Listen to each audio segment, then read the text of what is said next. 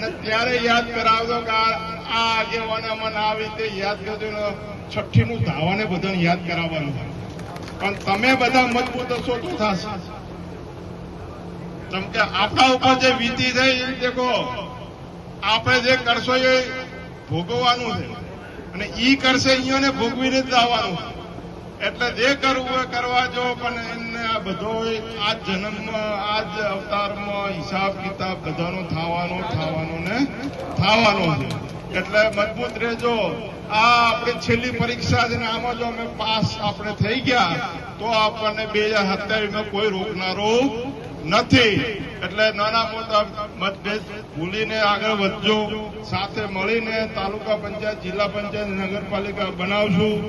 કોઈ પણ આગેવાનને કહો, અત્યારે ભાજપ અત્યારે ઘરે ઘરે ફરે છે, તમે આવરા તમારી ટિકિટ આલો, તમે બોલો વિકાસના કાર્ય શું કરવા. અત્યારે ખાટલા બેઠક ભાજપની ચાલે છે ને, એટલે બધે પૂછે બોલો શું તમારા ગામમાં કામ કરવા. હા 3 વર્ષ ત્યાં ચમ યાદ ના આવ્યું ગામ. તાર તો ઓલા કમિશન હાલતા હતા, અહીંયાનો કામ યાદ આવતા.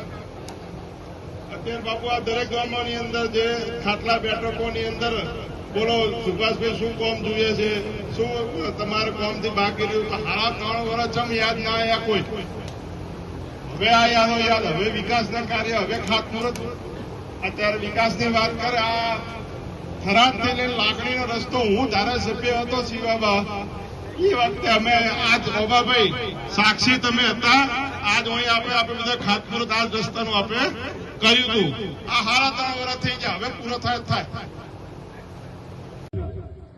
કે અમે આ ચૂંટણીમાં ભારતીય જનતા પાર્ટીને છઠ્ઠીનું ધાવણ યાદ કરી દઈશું. હવે એમને આપ બધાના માધ્યમથી મારે કહેવું છે કે એ લોકોને એમના વડવાઓએ વર્ષો સુધી વાવ ઉપર શાસન કરી ગરીબ પ્રજાની 10% વ્યાજે રૂપિયા આપી કેટલી જમીનો પચાવી પાડી. હવે એ લોકોએ વિસ્તારને છઠ્ઠીનું ધાવણ તો વહેલું યાદ કરાયું. ઓપરે એમને છઠ્ઠીનું ધાવણ યાદ કરવાનો સમય આવ્યો છે.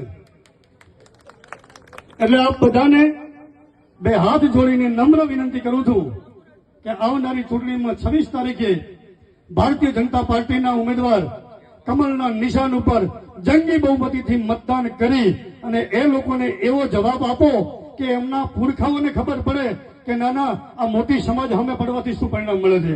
અસ્તુ ભારત માતા.